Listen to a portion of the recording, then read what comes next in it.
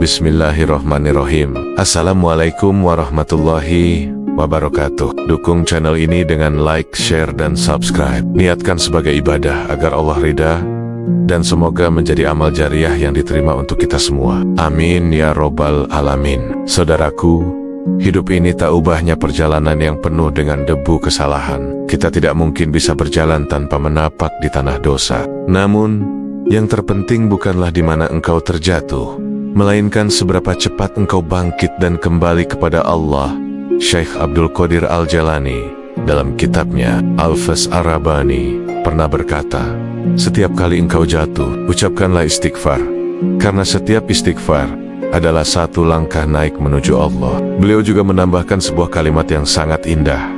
Istighfar tidak hanya menghapus dosa, tapi ia juga menghapus jarak antara engkau dan Tuhanmu.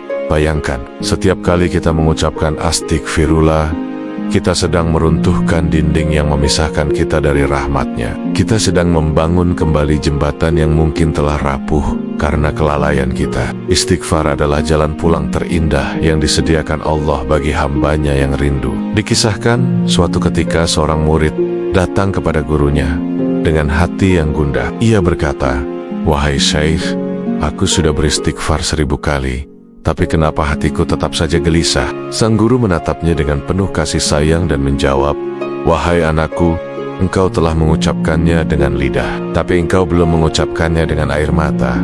Kemudian sang guru melanjutkan, "Jika engkau ingin istighfarmu didengar oleh langit, maka biarlah hatimu menangis lebih dulu mendengar nasihat itu." Sang murid pun menyendiri di keheningan malam. Ia mulai mengulang satu kalimat yang sama, "Astagfirullah, astagfirullah." Namun kali ini bukan lagi sekadar getaran di bibir, melainkan getaran kerinduan dari lubuk hatinya. Ia mengucapkannya bukan dengan suara, tetapi dengan seluruh rasa. Perlahan, ia merasa hatinya mulai terbuka. Beban yang selama ini menghimpitnya seakan terangkat. Tanpa ia sadari, air matanya mulai mengalir deras. Bukan karena kesedihan dunia, tetapi karena penyesalan dan rindu yang mendalam kepada Sang Pencipta. Malam itu, ia benar-benar merasa bahwa Allah sedang menatapnya dengan penuh ampunan. Itulah malam pertamanya merasakan nikmatnya hidup dalam naungan ampunan Allah. Saudaraku, para sufi, para kekasih Allah, tidak pernah merasa diri mereka suci. Justru sebaliknya, mereka selalu merasa diri penuh dosa, bahkan di tengah ketaatan mereka. Mengapa demikian? Karena mereka tahu bahwa dalam ibadah sekalipun bisa terselip penyakit hati yang tersembunyi seperti ujub atau merasa lebih baik dari orang lain. Sayyidah Rabiah Al-Adawiyah pernah mengungkapkan kekhawatirannya, "Aku takut, jangan-jangan amal kebaikanku justru menjadi hijab, menjadi penghalang antara diriku dan Allah."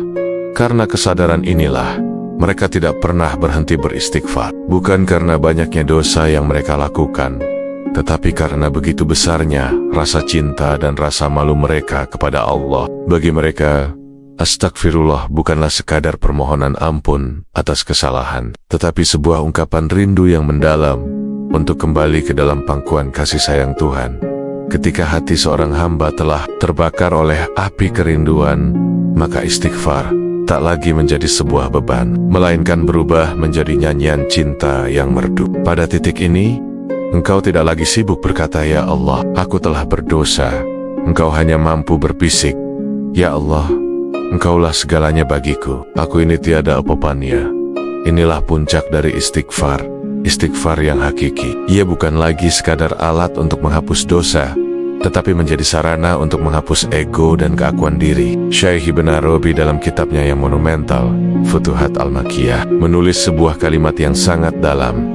Istighfarnya para wali Allah bukanlah karena dosa, tetapi karena kesadaran bahwa mereka tidak akan pernah mampu bersyukur kepada Allah sebagaimana mestinya. Maka, jangan heran jika para kekasih Allah terus-menerus beristighfar.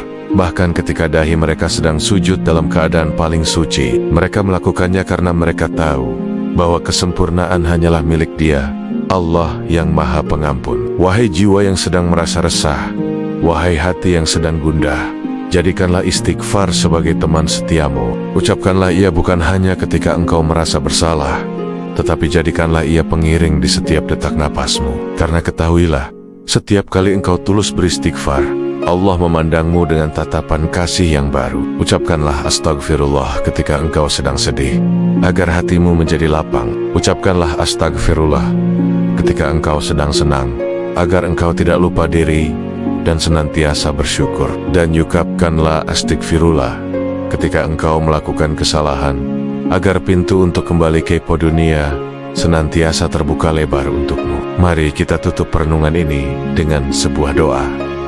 Ya Allah, jika istighfarku belum sempurna, maka sempurnakanlah ia dengan limpahan rahmat-Mu. Jika dosaku seluas lautan, maka jadikanlah istighfarku ini sebagai perahu yang akan mengantarkanku kembali kepadamu. Allahumma ejal al-sinatana ratbatan bizikrik, wa kulubana munkasirotan liafwik, wa arwahana muthmainatan bikurbik. Ya Allah, jadikanlah lisan kami senantiasa basah karena mengingat-Mu.